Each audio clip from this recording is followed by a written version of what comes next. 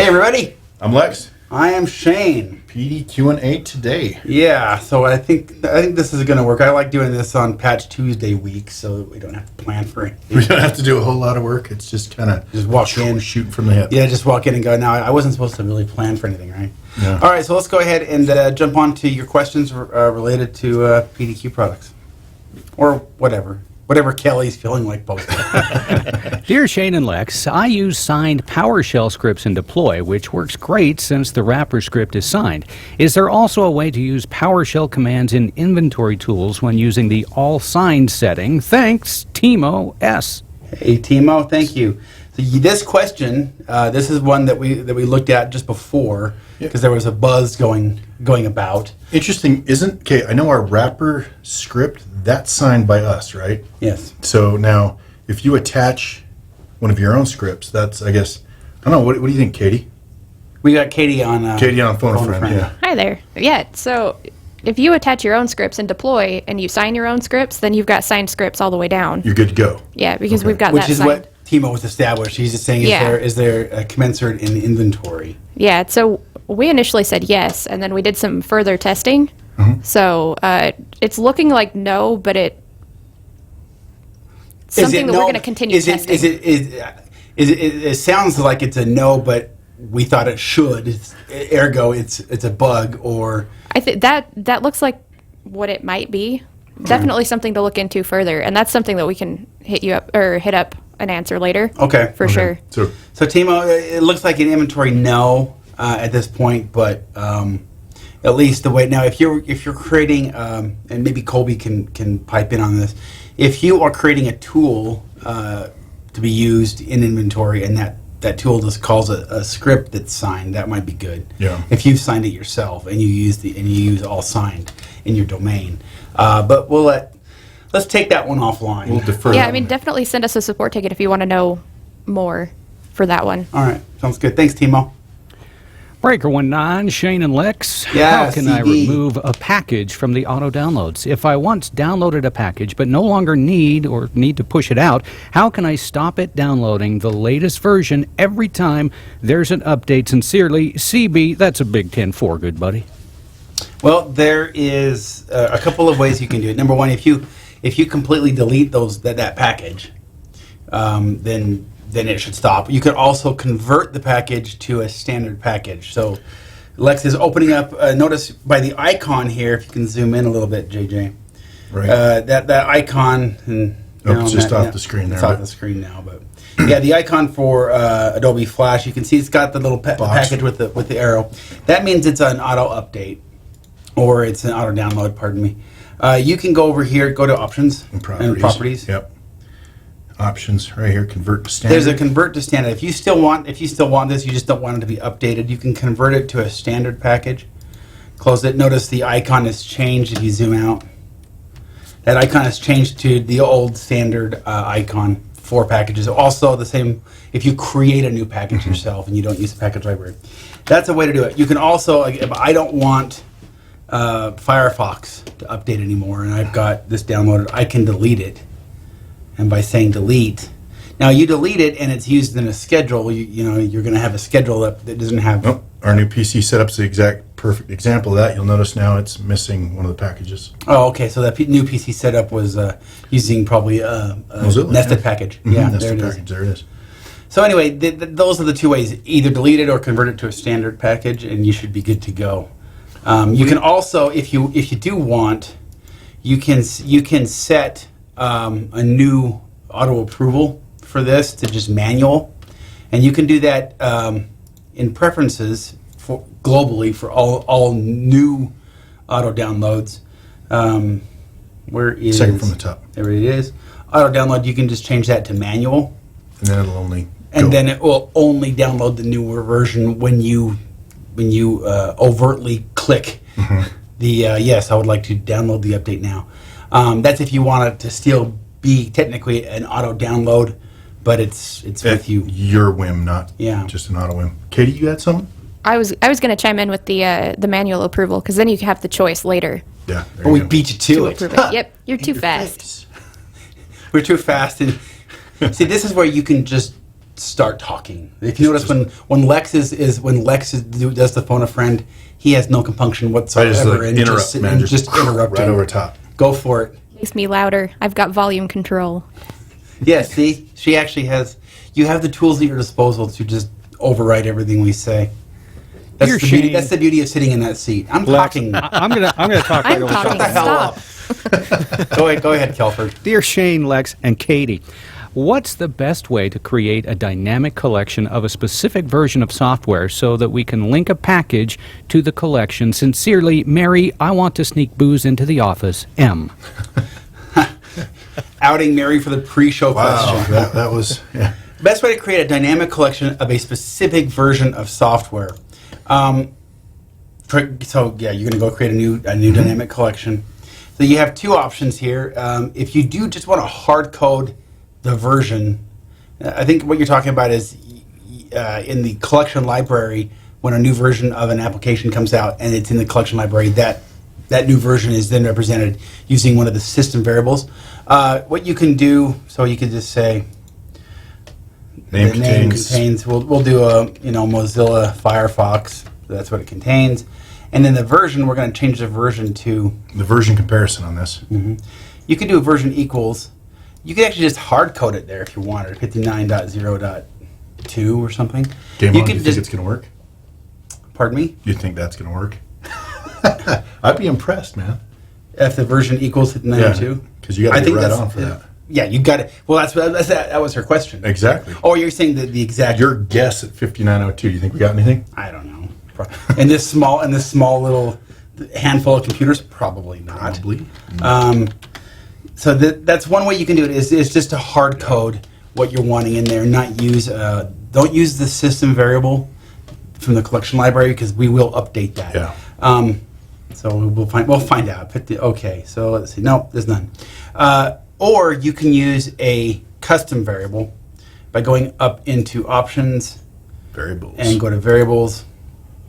And remember the system variables. You can see we've got custom and system. System all begin with a $sign. That's the convention, and you can't change those. But you can create a new one. You can call this my Firefox approved version or something like that, and then just type in 59. You might get a handful if you do 58.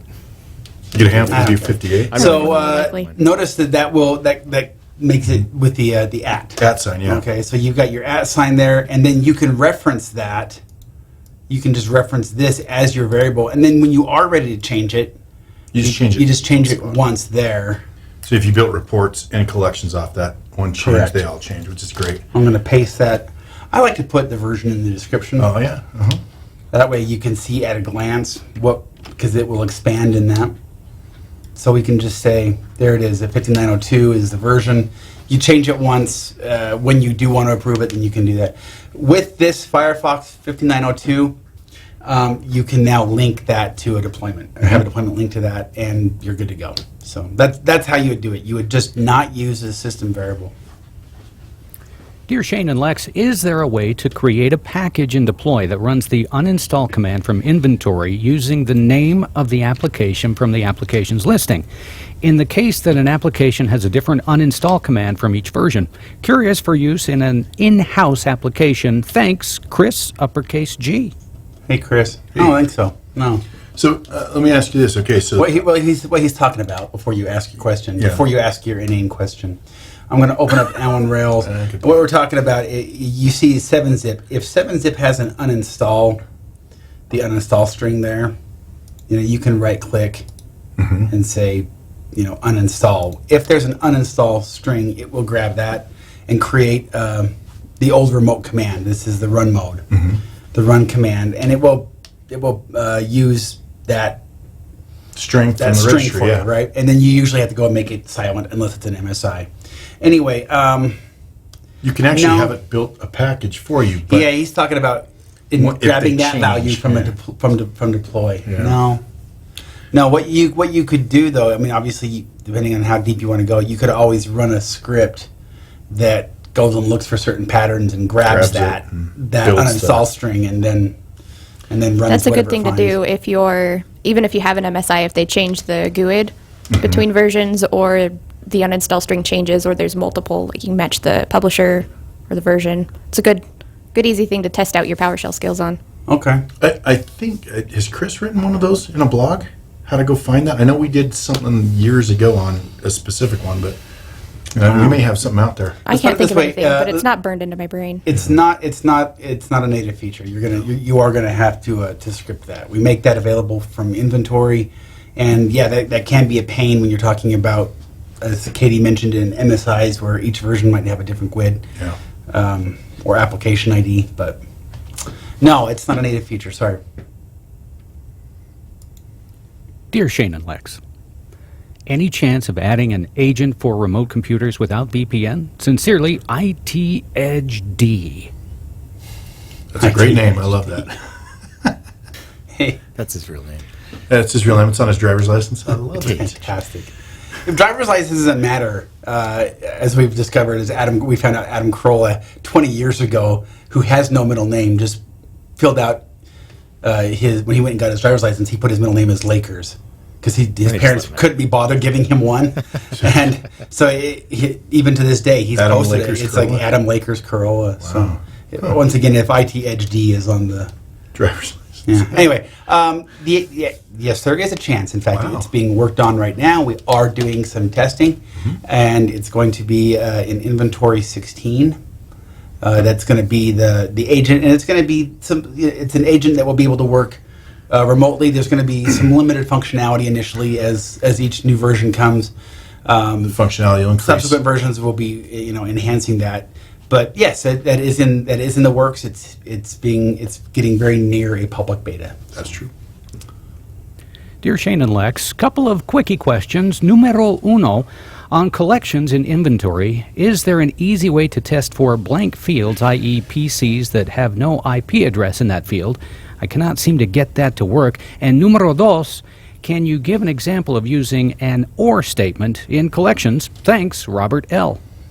Okay, so I got to bring this up. Good question. So there is a difference between null and nothing. Yeah, null and blank. Null and blank.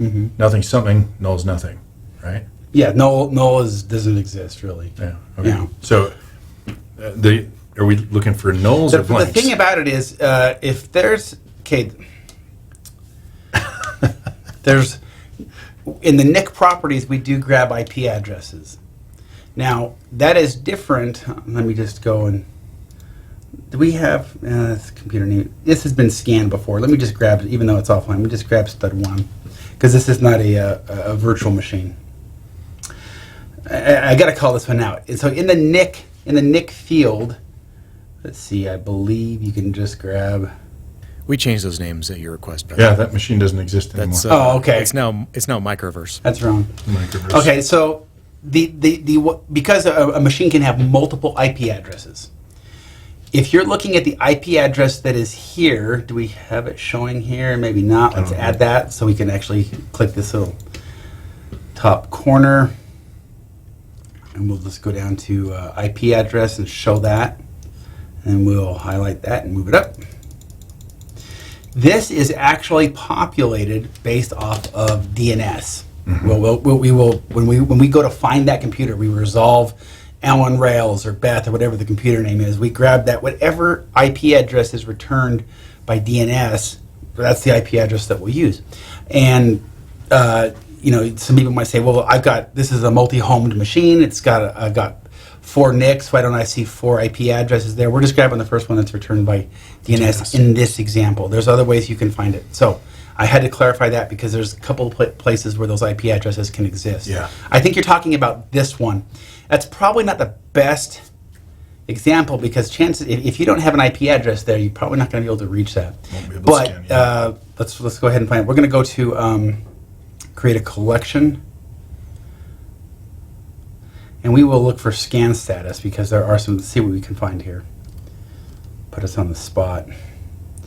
So scan status, let's change this to equals, and we'll just keep that blank. Okay. See what that shows up. No, there we go. So we did an equals on that, and notice we do have, there's 26 computers returned. We do have computers that have scan status, notice stud 1, stud 2, that are not blank in this case. So I would do an equals and then nothing in there. That's what I would do. Now the other question was dynamic collection that uses an example of an OR. Sure. Well, you got to be careful when you're talking about ORs. Sometimes you can get screwed up if you're not using your group filters properly. So what we're going to look for is a computer that has Firefox Or Chrome. Yeah. Now, in the application space, you can do that in one group filter by saying, show me a computer that has an application name that contains Firefox, and then another filter, and change that application name to Chrome. Now, generally, this is not preferred only because when you are comparing two within one group, this is the group filter. How do you get that? Is it Windows? Yep, there you go, man. Right there. Look at that beautiful circle.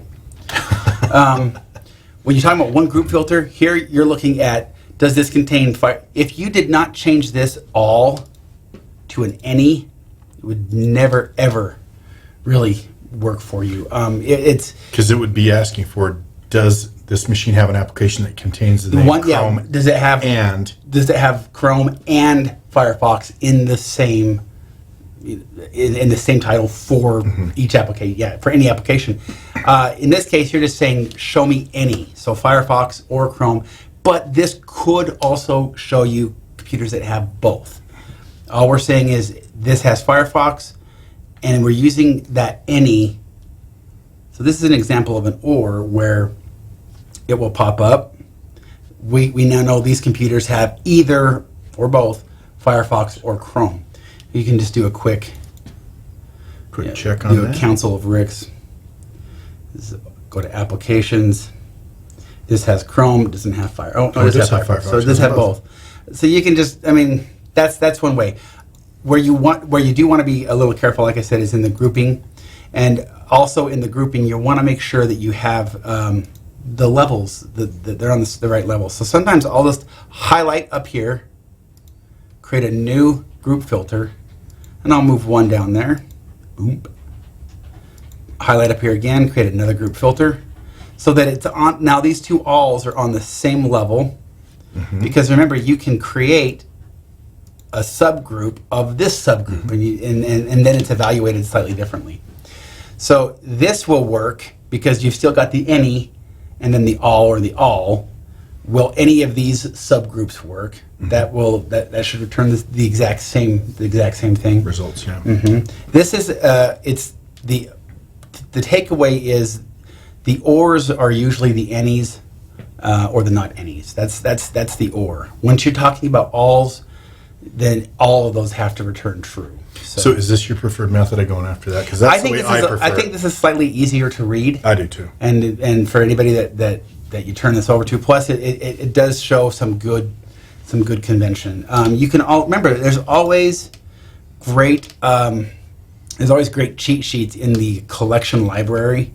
If you're ever having these questions, Just pop them open, take a look. yeah, just pop them open, and like if you go to Chrome, remember Chrome, a lot of people don't realize this anymore because it's not as in your face, but Chrome has two different versions, Chrome Enterprise, that can show up. It can show up as a 3-part version, or it can show up as a 4-part version. So you'll notice right here, if you hold down a Windows key here, this guy right here, these are the two versions we're looking for the current. Either of those need to exist.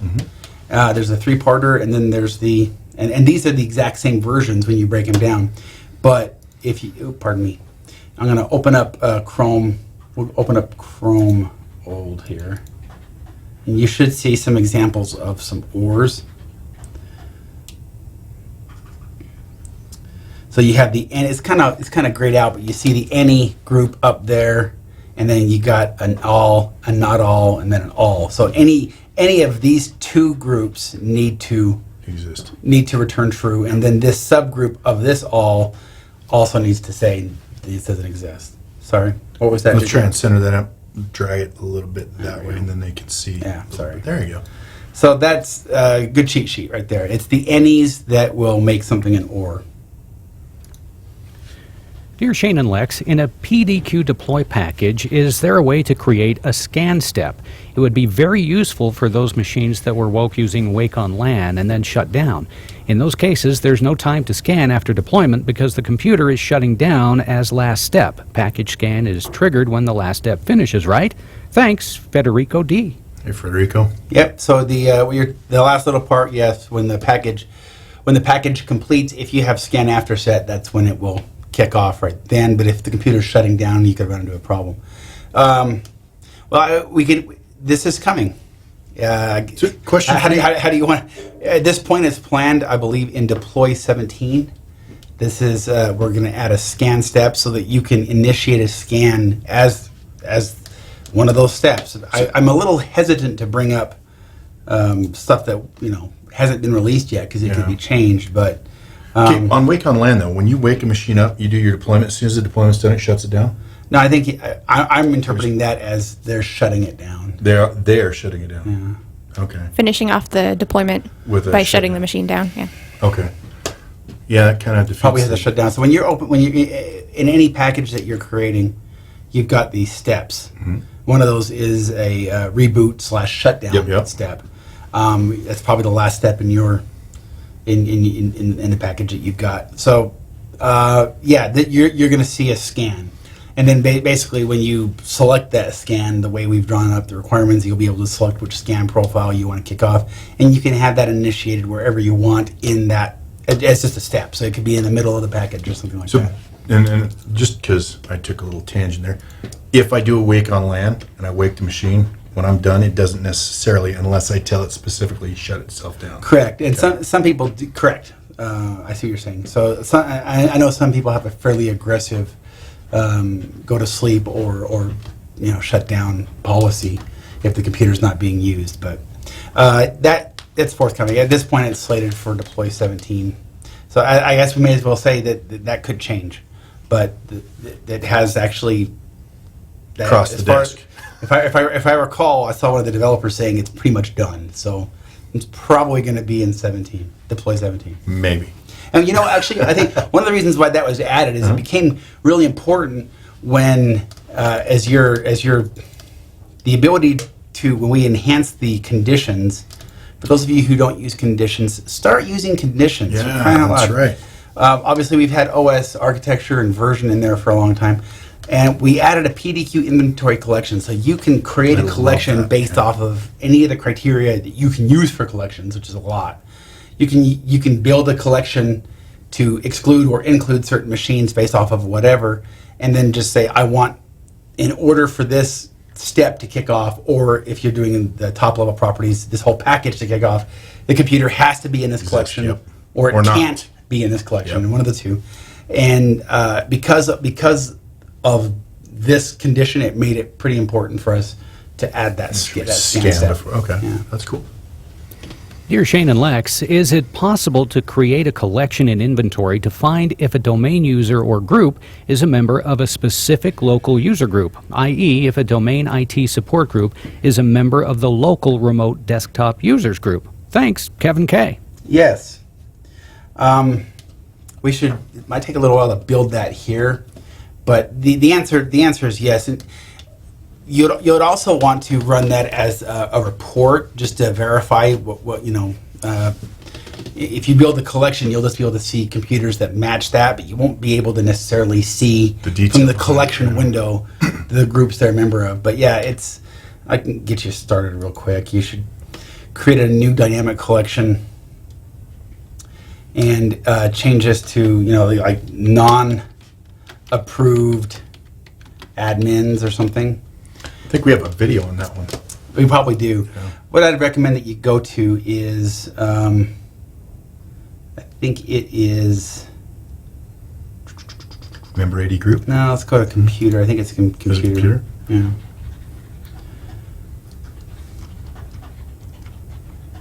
No, I'm sorry. It's a local group membership. Yeah, local group member. That's right. So you look at local group member, and then you can choose whether that local group is, if that account, whether it's a group or whether it's a user, if that is a local, like somebody just create a local user, or a domain. So you could just say, I don't want any domain local group member. Let's see. The name would be like does not. You might even do like a does not match expression. And you could say, it doesn't begin with administrators, because that's going to be in there, and then an or, and it doesn't begin with whatever. Maybe you have a Domain admin. a help desk, help desk there. admin or something like that. Whatever you'd put that in there. Does not match that expression. So any account that's in, and then you would add which one you're looking for. We're going to the group equals administrators, I believe. I'd have to look at it. Like equals administrators. I know Are I've got a there- video because I did that. Is there video. It's an old one, but anybody yeah. in there in the administrators that is not Yeah. HD admin or something like that, or domain admins? There's some ways of doing it. Yes, it's actually done quite a bit from our customers. Absolutely.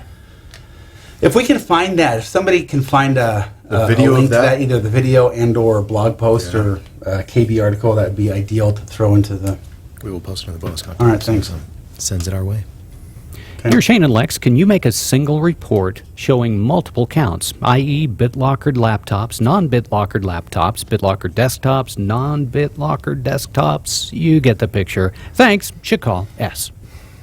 That'd be great. Yeah, I'm just trying to think of. So he's doing an IE of.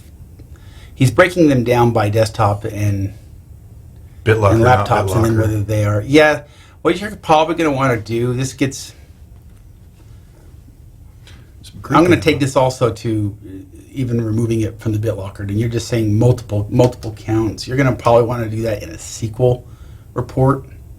We do have the ability to do basic counts in a basic report, but with SQL you could use, in this case, you'd probably end up using a union, and then doing one query and then a union and then another query, pulling down whatever you want, as long as all of the columns match up. And then you could say, BitLocker in your SQL query, you could say the BitLocker is Grouping. false or Do BitLocker your is group buys true. and counts from there, yeah. I would do that in a SQL report. In fact, somebody make a note. That might be a good one for Stephanie to show in a SQL minute. So, SQL snippet. Snip. Yeah. Dear Shane and Lex, is there a way to see dependent objects for PDQ collections, specifically to see which deployment schedules are attached to a specific collection, but potentially other info? Thanks, Patrick H. Good question. So, in some cases, like you can go out obviously to a scan profile and see which collections that scan profile might be scheduled to hit. But from the collection itself, to see what schedules are there or what's linked to it, no, you're going to need to use not even necessarily a report. You're going to need to just do some raw SQL. Yeah. You could create a SQL script, because that information is there. The relationships are in there. It's just not everything have we made available in the GUI. So you would need to say, I need to look at this report or this collection, and then find Everybody that's attached to this. Yeah. anything that is referencing that. So it can get a little hairy. The answer is yes from a SQL commands or a SQL script, but not necessarily from the GUI. Dear Shane and Lex, what's the best way to find PCs with IPv6 enabled or have IPv6 addresses? IPv6 is disabled in our images, servers, and all network hardware, but recently we started seeing clients with it enabled, breaking file name share among other problems. Thanks, Scott S. Hey, Scott. Yeah, hey, how's it going? There is a way to see if IPv6, the networking component, is enabled. I don't know that off the top of my head, but you could also look for. We try to look for if we see a 4-part or IPv4 IP address, we will show that one, even if DNS reports returns an IPv6. But if you want to look for those, you could also look in the IP address field and then just search for like a colon, since that is a delimiter, I believe. In IPv6, you could just say, show me anything that has a colon, contains a colon, and then you'd find those. If I believe also, and I think I sent this to Scott's ticket that he wrote in. This is available in the WMI, I believe. I can't remember the exact location off the top of my head, but I think you can tell whether it's enabled or disabled on the NIC from there. Okay. So WMI scanner might work. Sweet.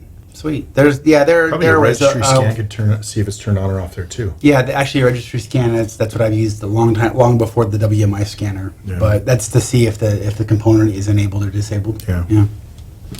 Dear Shane and Lex, is there a way that I can set up a deployment to turn off SNMP in PDQ Deploy? Thanks, Carrie R. Yeah, if you're talking the SNMP Windows component, then yes, there's a couple of ways you can do that. In fact, if one of our QA guys wants to throw out the PowerShell command to do that, a lot of people in the past have also used DISM, D-I-S-M. It's an internal command, and they will add or they will basically hide or disable or enable using a DISM command those components. But that's how you would do it. You would either deploy it with Could you registry file PowerShell, too? huh? Registry change file? Deploy reg file on that? You might be able to. I wouldn't do that. I would go with one of the Windows native supported, like PowerShell. All right. Yeah, that's DISM. probably a good. But good in point. As opposed to like UFC. in either of those, changing in it. either the PowerShell or DISM, you're actually going to be able to specify that SNMP component and then just say disable it. Disable. Remember, you can look at what is enabled and disabled for your Windows components at the computer level by opening up the computer, scrolling all the way down there, Windows features, and we'll show you all the Windows features and whether they are enabled or disabled. And of course, you can even filter those out even more, saying only show us those that are checked. These are the enabled ones. So you can also see the full name. There's the name and the caption. Sometimes they're the same, oftentimes they're not. So the SNMP, there it is. There's your SNMP. You just basically use the SNMP name if you're using DISM or PowerShell, if somebody wants to throw that out there. So I think Diedrich, I'm not sure if Diedrich was referring to this, but he said, how about a GPO? Yeah, you probably could have the GPO because you can modify those features. Notice, you can see, I'm dating myself. I'm still calling those Windows components.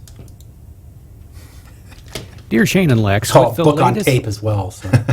With the latest version of Citrix Receiver, I cannot seem to get the parameters to pass through on install. It will not install silently, nor will it apply the storefront. The only way I can get it to install is interactively. Suggestions, all-knowing PDQ gods? Thanks, Doug K. I might yield to Katie on this one. I know there's when we first built the Citrix Receiver package, it was a very requested one, and we kept saying, I don't know why you'd ever use the package that we provide, because the Citrix Receiver is so customizable to match your environment. Yeah, absolutely. That you'd really, when would you ever use our just out of the box default install? There are so many available parameters that we do not use just because we can't know everybody's storefronts and other settings. Correct. It's crazy. That being said, there was a new version of Citrix Receiver that came out last year that really made it difficult to install silently, even though Citrix maintains this huge KB, very popular KB article on all of the parameters to run it. I would just say, if you're running into those problems, bring it up with Citrix. You might have to, at worst case scenario, we go out to. I'm just going to go out to the package library and grab our Citrix Receiver. There are some packages that you'll need to do this on. I'm just going to import that. Pardon me, download. Once again, I'm showing my age. So we'll download Citrix Receiver.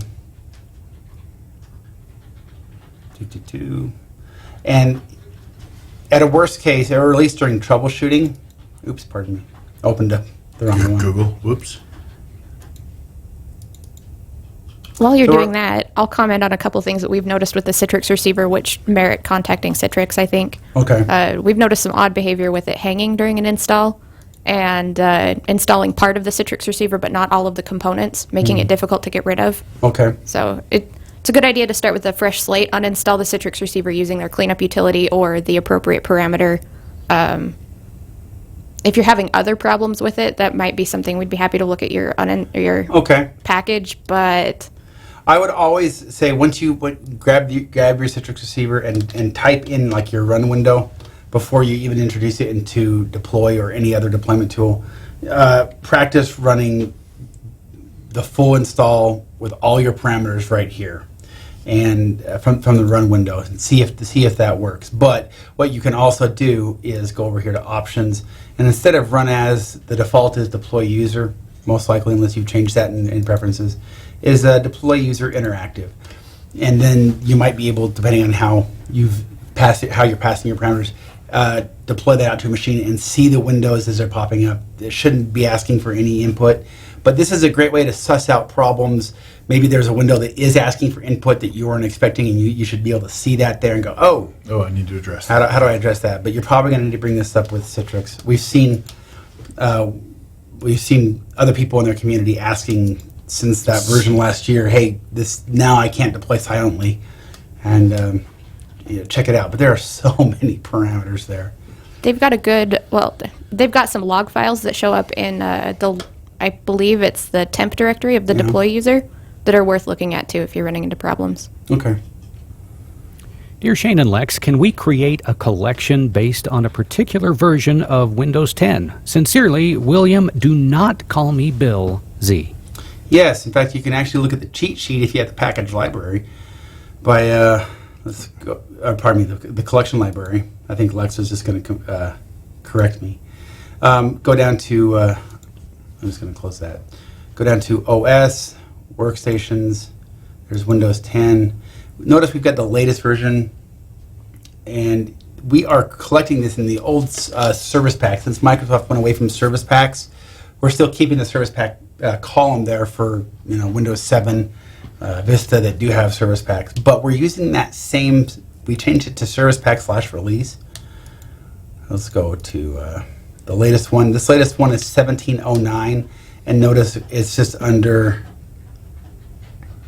Oh, actually, here we're using the OS version. Mm-hmm. It's cool with Windows 10 because the OS version always changes. But you can create, let me just show you this. We'll create a new dynamic collection since this is the wrong way of going about it. Computer, we'll go to OS. So the OS name is the full name. OS is just the short name, like 10. And then you could say, so this is OS would equal 10 or something.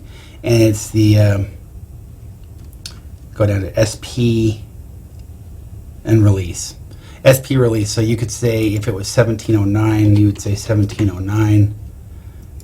Oop, That's not going to work. Yeah. Sorry, we do need it. Someone capture that. I don't like that when we type that in there. It's like that. But anyway, 1709.